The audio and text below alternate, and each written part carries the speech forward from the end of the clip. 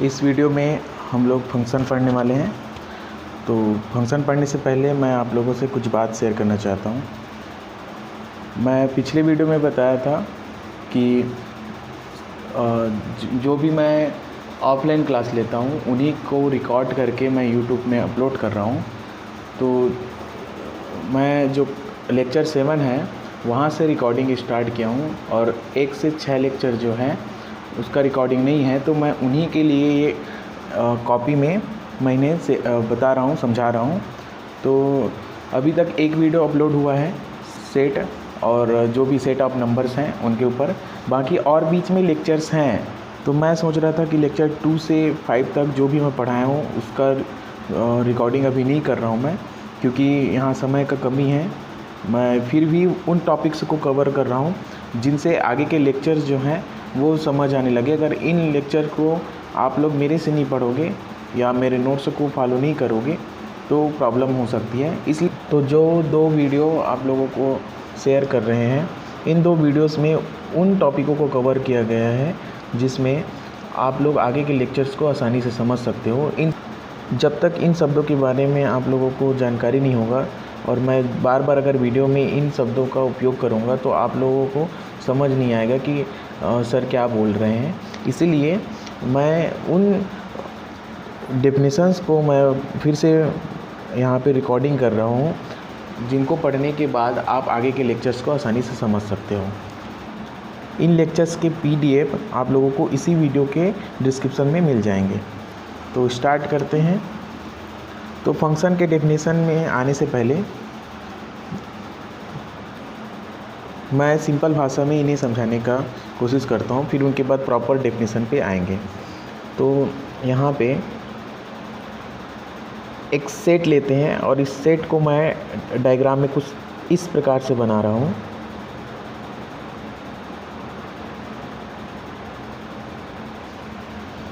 और एक यहाँ पे ये 2 सेट हैं, इनका नाम A और B रख सकते हैं।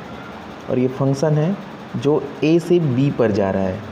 तो मैं यहाँ पे बता देता हूँ, ये जो सेट A है इन्हें हम लोग डोमेन बोलेंगे, हिंदी में प्रांत बोल सकते हैं।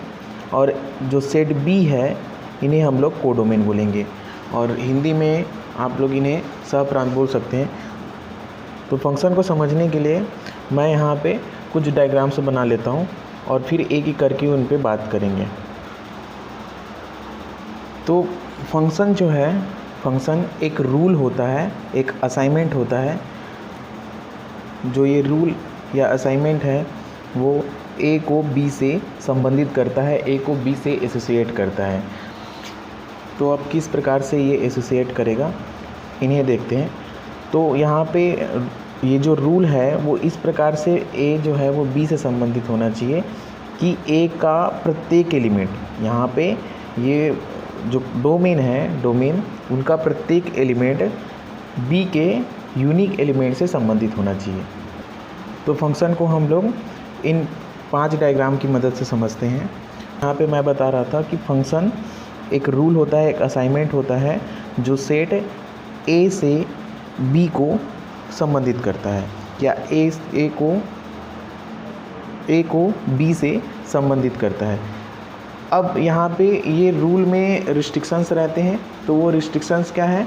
तो रिस्ट्रिक्शन ये है कि जो इनका डोमेन है A, इनका प्रत्येक एलिमेंट कोडोमेन के यूनिक एलिमेंट के साथ संबंधित होना चाहिए। यहाँ पे अगर F2 को पहले देखें, F2 को, तो F2 में जो कोडोमेन है इनका जो C एलिमेंट है वो B के साथ संबंधित नहीं है, B के किसी भी एलिमेंट के साथ संबंधित नहीं है। इसका मतलब ये है कि ये F2 है, ये फंक्शन नहीं है। यहाँ पे आते हैं F1 में। तो F1 में देखोगे तो यहाँ पे, तो F1 में ध्यान दोगे तो A 1 पे भी जा रहा है, 2 पे भी जा रहा है, लेकिन हम लोग जो डेफिनेशन है उन्हें बोल रहे हैं कि जो डोमेन है उनका प्रत्येक एलिमेंट कोडोमेन के यूनिक एलिमेंट पे जाना चाहिए, लेकिन ये तो यूनिक नहीं है। यहाँ पे A जो है वो 1 से भी संबंधित हो रहा है, A जो है वो B से भी संबंधित हो रहा है, तो ये भी फंक्शन नहीं होगा। अब फंक्शन कैसा होगा? तो फंक्शन में F3 को देखते हैं। तो F3 में यहाँ पे ध्यान देते हैं पहले A का प्रत्येक एलिमेंट जो है वो B के एलिमेंट से संबंधित है कि नहीं। तो A की प्रत्येक एलिमेंट जो है वो B से संबंधित है, A B C। आगे देखते हैं क्या A के जो एलिमेंट्स हैं A B C वो B के यूनिक एलिमेंट के साथ क्या संबंधित है। तो हाँ, ये संबंधित है, यूनिक एलिमेंट के साथ ही संबंधित है, A 2 के साथ, B 1 के साथ और C 3 के साथ। तो ये फंक्शन हो जाएगा। आगे देखते हैं F4 फंक्शन है कि नहीं। तो यहाँ पे सबसे पहले देखते हैं कि डोमेन है उनका प्रत्येक एलिमेंट क्या B के एलिमेंट के साथ संबंधित है। तो हाँ, यहाँ पे A 1 के साथ संबंधित है, B 3 के साथ संबंधित है, C 2 के साथ संबंधित है। और हम लोग दूसरा देखते हैं जो A है वो यूनिक रूप से संबंधित हो रहा है कि नहीं B के एलिमेंट के साथ। तो हाँ, A 1 के साथ ही संबंधित हो रहा है, B 3 के साथ ही संबंधित हो रहा है और C 2 के साथ संबंधित हो रहा है। तो ये भी फंक्शन हो जाएगा। अब यहाँ पे ये नहीं सोचना है कि B के एलिमेंट जो है एक 4 जो A के एलिमेंट के साथ संबंधित नहीं है तो ये फंक्शन नहीं होगा। हम लोग जब फंक्शन पढ़े हैं तो यहाँ पे दो ही कंडीशंस हैं। एक ऐसा है कि A के प्रत्येक एलिमेंट का, दूसरा ये है कि B के यूनिक एलिमेंट के साथ संबंधित होना चाहिए। अब तो ये फंक्शन हो जाएगा। आगे चलते हैं तो F5 को देखते हैं। तो यहाँ पे पहले देखते हैं कि क्या डोमेन के प्रत्येक एलिमेंट B के एलिमेंट के साथ संबंधित है। तो हाँ, A B C जो है वो B के एलिमेंट के साथ संबंधित है। अब यहाँ पे ये देखते हैं क्या B के यूनिक एलिमेंट के साथ A के एलिमेंट जो है वो संबंधित है। तो यहाँ पे A जो है वो 1 के साथ संबंधित है, 1 के अलावा और किसी के साथ संबंधित नहीं है। तो ठीक है, कोई दिक्कत नहीं है। B जो है वो 1 के साथ संबंधित है और किसी दूसरे एलिमेंट के साथ संबंधित नहीं है। मतलब A और B जो है वो यूनिक एलिमेंट के साथ संबंधित है। ऐसा नहीं है कि A जो है वो किसी 2 एलिमेंट के साथ संबंधित हो जाए या B जो है वो किसी 2 एलिमेंट के साथ संबंधित हो जाए। तो ये जो है, और साथ में C जो है वो 2 के साथ संबंधित है, तो ये भी फंक्शन हो जाएगा। तो यहाँ पे दो डाउट होता है। एक ये होता है कि यहाँ पे देखें तो A जो है वो 2 एलिमेंट्स के साथ संबंधित है। जो डोमेन A के एक एलिमेंट A वो कोडोमेन के 2 एलिमेंट के साथ संबंधित है, यूनिक एलिमेंट के साथ संबंधित नहीं है, इसलिए फंक्शन नहीं। यहाँ पे A जो है वो 1 के साथ ही संबंधित है, किसी 2 के साथ नहीं है, 2 एलिमेंट के साथ। B जो है वो 1 के साथ ही संबंधित है और किसी के साथ नहीं, तो इसलिए ये फंक्शन है। यहाँ पे डाउट हो जाता है कभी कभी कि क्या B के एलिमेंट छूट जाएंगे तो ये फंक्शन नहीं होगा। तो नहीं, यहाँ पे कोई कंडीशंस नहीं है कि कोडोमेन जो है उनका एलिमेंट छूट जाए, तो यहाँ पे फंक्शन के डेफिनेशन पे कोई इफेक्ट नहीं पड़ेगा। अब डेफिनेशन को पढ़ते हैं। अब डेफिनेशन जो है वो आसानी से समझ आ जाएगा कि फंक्शन का डेफिनेशन क्या है। तो यहाँ पे माना A और B 2 दिए हुए समुच्चय है। एग्जाम्पल को भी साथ लेते हुए चलते हैं। तो A और B जो है हम लोग सेट लिए हैं, 2 दिए हुए समुच्चय है। यदि किसी दिए हुए रूल या असाइनमेंट जो नियम निर्देश हैं उसके सहायता से क्या कर रहे हैं, A का प्रत्येक अवयव, यहाँ पे every element of A B के किसी यूनिक एलिमेंट के साथ संबंधित एसोसिएट हो, तो यह जो निर्देश है जिसे F से निरूपित करते हैं, A का B पर फलन या फंक्शन कहलाता है। तो मैं यहाँ पे इन शब्दों को हाईलाइट किया हूँ कि प्रत्येक अवयव और अद्वितीय अवयव।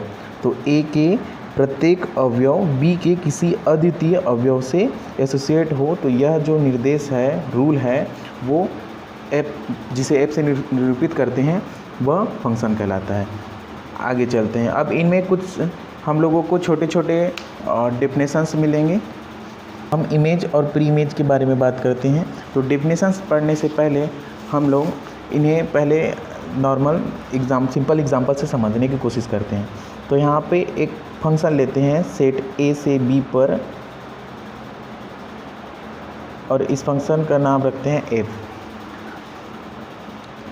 तो यहाँ पे तो डोमेन में एक एलिमेंट लेते हैं X और कोडोमेन में एक एलिमेंट लेते हैं Y। तो जो एलिमेंट X है वो Y से संबंधित है। तो जो एलिमेंट X है वो एक फंक्शन द्वारा Y से संबंधित है। तो इन्हीं को हम लोग कुछ इस प्रकार से भी लिख सकते हैं, y = f(x).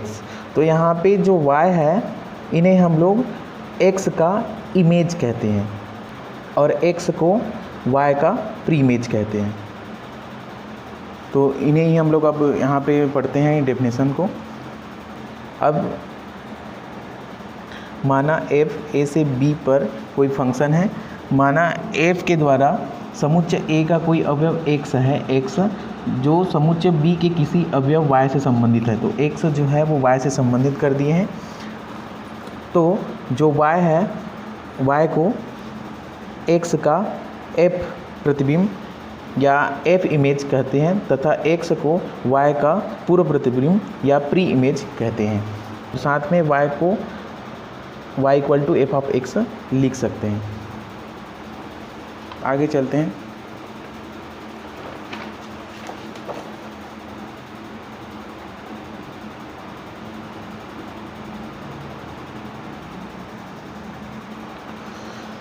डोमेन और कोडोमेन के बारे में बात करते हैं। तो मैं पहले भी बता चुका हूँ कि फंक्शन के जो पहले वाले सेट हैं a, इन्हें हम लोग डोमेन बोलेंगे और दूसरे वाले जो सेट हैं b, इन्हें कोडोमेन बोलेंगे। तो यहाँ पे माना f एक फंक्शन है जो a से b पर जा रहा है, तब समुच्चय a को f का डोमेन प्रक्षेत्र मतलब डोमेन तथा समुच्चय b को फलन f का सह प्रक्षेत्र मतलब कोडोमेन कहते हैं। इनके बाद आगे चलते हैं इमेज सेट। तो इमेज सेट के लिए मैं जो एग्जांपल लिया था पहले उन्हीं को लेता हूं और यहाँ पे f4 क्योंकि फंक्शन है तो इन्हीं पे मैं पहले इन्हें बताने की कोशिश करता हूँ। तो हम लोग b के वो एलिमेंट को इकट्ठा करते हैं जो इमेज बनाता है। तो यहाँ पे जो 1 है वो a तो यहाँ पे 1 a के द्वारा संबंधित है, 2 c के द्वारा संबंधित है और 3 b के द्वारा संबंधित है। तो हम लोग जो ये एलिमेंट्स हैं, तो हम लोग जो कोडोमेन के इन एलिमेंट्स का एक सेट बनाएंगे और यही जो सेट है वो इमेज सेट या इन्हीं को रेंज सेट बोलते हैं। यहाँ पे 4 यहाँ पे इस सेट में नहीं आएगा क्योंकि ये जो है a के किसी भी एलिमेंट के साथ संबंधित नहीं है। तो यहाँ पे इमेज सेट क्या होता है, तो यदि f एक फंक्शन है a से b पर, तो b के उन सभी अवयवों का समुच्चय जो कि a के अवयवों के f प्रतिबिंब है, फलन f का प्रतिबिंब समुच्चय या इमेज सेट या रेंज सेट कहते हैं और इसे f ऑफ a से निरूपित करते हैं, f ऑफ a से डिनोट करते हैं। और f ऑफ a को किस प्रकार से लिख सकते हैं, तो यहाँ पे मैं अभी जस्ट बताया हूँ कि जैसे ये है a से 1 पे जा रहा है, डोमेन के एलिमेंट a से कोडोमेन के एलिमेंट 1 पे जा रहा है, तो इन्हें हम लोग f ऑफ a लिख सकते हैं। b जो है वो 3 पे जा रहा है, तो b जो है वो 3 पे जा रहा है, तो 3 को हम लोग f ऑफ b लिख सकते हैं। और c जो है वो 2 पे जा रहा है, तो इन्हें f ऑफ c लिख सकते हैं। तो एक प्रकार से ये जो सेट मिला रेंज सेट हमें, तो रेंज सेट मिला, तो ये 1 और कुछ नहीं, ये है f ऑफ a, ये है 2 जो है वो f ऑफ c और 3 जो है वो f ऑफ b है।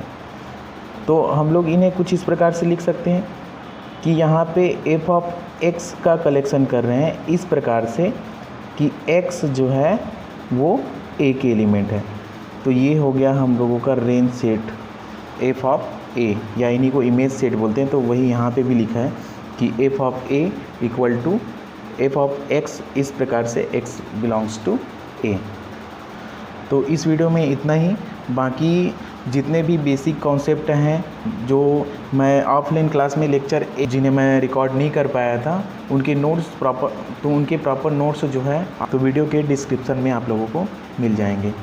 आप लोग आगे की वीडियो को समझने के लिए लेक्चर 1 से 6 तक के उन नोट्स को खुद से अच्छे से समझें ताकि आगे के मेरे लेक्चर जिसे मैं यूट्यूब पे अपलोड करूँगा उसे आप लोग आसानी से समझ पाओगे।